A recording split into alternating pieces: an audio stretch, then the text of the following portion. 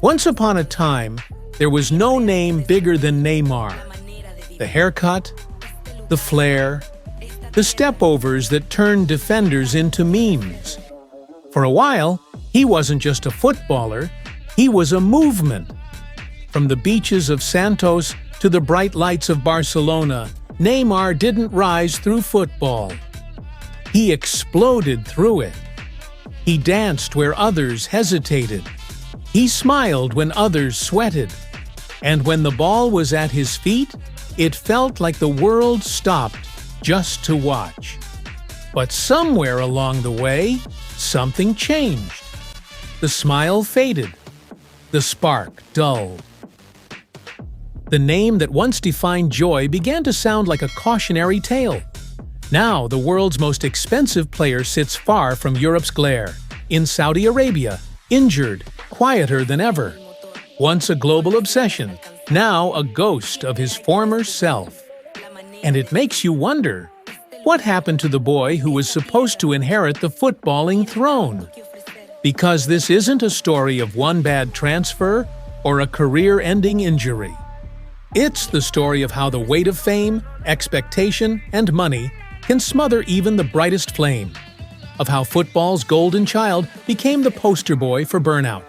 He had everything: the goals, the glamour, the glory. And yet, for all the trophies and billion-dollar deals, Neymar's story feels unfinished. Like an artist who left his masterpiece half-painted. Tonight, we're peeling back the filters, looking past the headlines, the hairstyles, and the noise.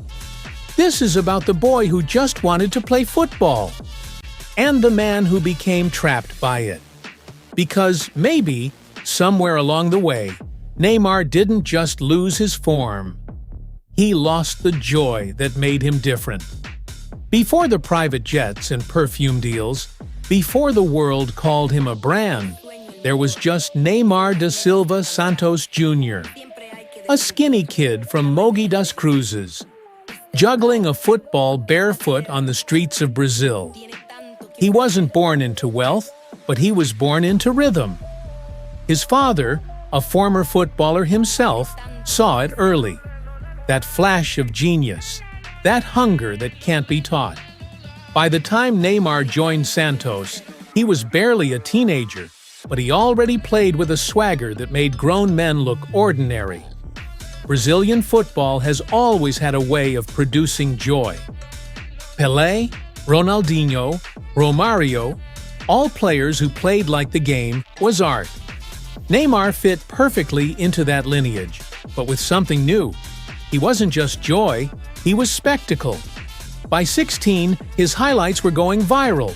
By 18, he was a national obsession.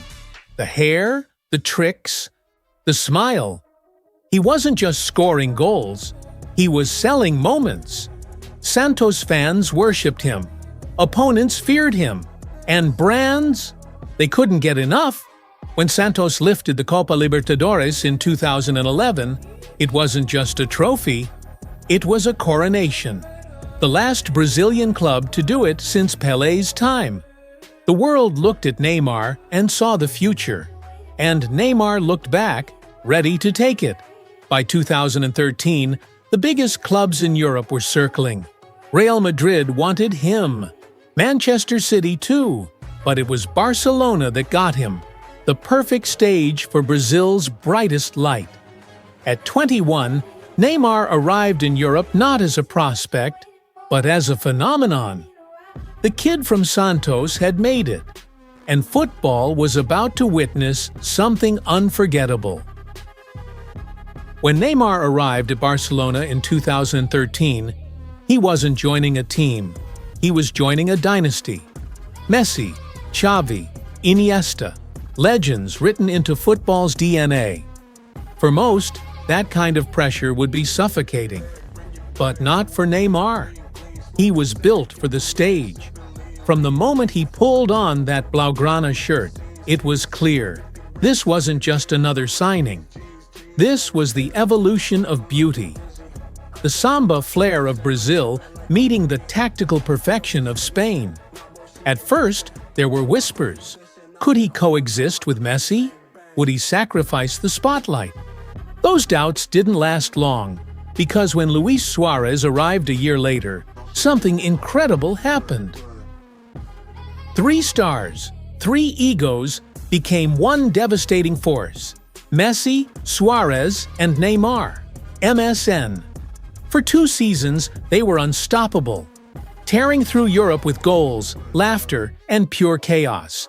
They didn't just win matches, they humiliated teams. The 2015 Champions League final, the crowning moment. Neymar scored the last goal, sealing the treble. That night, the boy from Santos had conquered Europe. He was smiling again, that childlike grin that reminded everyone why they loved him. Dancing after goals, teasing defenders, living the dream every kid imagines. But beneath the brilliance, a shadow began to form.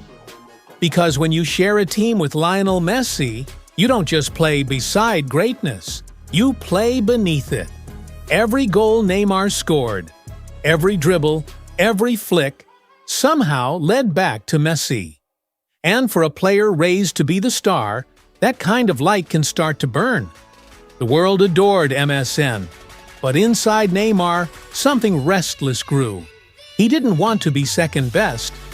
He didn't want to assist greatness. He wanted to define it. And that hunger, that quiet frustration, would soon set off the most shocking transfer in football history. In the summer of 2017, football didn't just change, it detonated. Because that was the summer Neymar did the unthinkable. He left Barcelona. He left Messi. He left history behind. $222 million, a number so absurd it felt like fiction. But it wasn't just a record transfer, it was a revolution. The world watched in disbelief as Neymar walked out of the Camp Nou to become the face of Paris Saint-Germain. A move that promised freedom. A move that promised leadership. A move that promised the throne. For a while, it looked perfect. PSG rolled out the red carpet. Paris embraced him, and every camera on earth followed his every move. He wasn't just a footballer anymore. He was a brand, a global icon, the man who had broken football's ceiling. But freedom has a price, and for Neymar, that price was isolation. At Barcelona, he had been part of something greater: the chemistry, the brotherhood, the system that made magic look effortless. In Paris, he was the system. Every pass went through him. Every failure landed on him. The goals came, the trophies piled up, but the respect didn't. Fans accused him of chasing money. Pundits said he'd chosen comfort over competition, and whispers grew louder. Had Neymar traded greatness for glamour? Then came the injuries. The metatarsal breaks, the missed Champions League nights, the heartbreaks with Brazil. Moments that once defined him began to disappear behind the headlines. And yet, the cruel irony? Even when Neymar wasn't playing, he was everywhere. His face on billboards, his name in every rumor. A man trapped by his own fame. He had left Barcelona to step out of Messi's shadow. But in Paris, he found himself living under a bigger one: the shadow of expectation. Because when you become the world's most expensive player, you stop being human. You become a symbol. And symbols aren't allowed to fail. You can measure greatness in goals, trophies, and medals. But you measure heartbreak in silence. By 2019, Neymar's dream in Paris had begun to crack. The magic was still there. The nutmegs, the impossible goals, the moments that made defenders give up halfway through a challenge. But the joy, that spark that made him Neymar, it was fading. Injuries came like waves, each one knocking him back just as he was about to rise again. The metatarsal, the ankle, the hamstring. Every comeback was followed by another setback, and with each one, the world became less forgiving. Critics didn't see the pain, they saw the parties. They saw the smiles on Instagram and decided he wasn't serious anymore, that he'd traded passion for pleasure. But the truth, behind those pictures, was a man fighting to remember why he loved football in the first place. Because when your life becomes a performance, it's hard to tell when the act ends and the person begins. At PSG, even his brilliance became expected. When he dazzled, they clapped. When he limped, they groaned. And slowly, it stopped feeling like football. It started feeling like debt, like he owed the world proof that he was still worth the price tag. Then came the World Cup heartbreaks, 2018, 2022, the tears, the injuries, the empty eyes of a man carrying a nation's hope and his own exhaustion. Every time Brazil fell short, fingers pointed the same way, at Neymar. He once said in an interview, "I just want peace of mind. I've done my time." A line that sounded less like a superstar and more like a prisoner. He wasn't just losing matches, he was losing love. For the game, for the spotlight, for himself. And as the world moved on to the next generation, Mbappé, Haaland, Vinicius, Neymar became something he'd never been before, forgotten. By 2023, Neymar had stopped chasing the spotlight, because somewhere deep down, he realized the spotlight was chasing him. After years of pressure, pain, and headlines, he did something few expected. He walked away.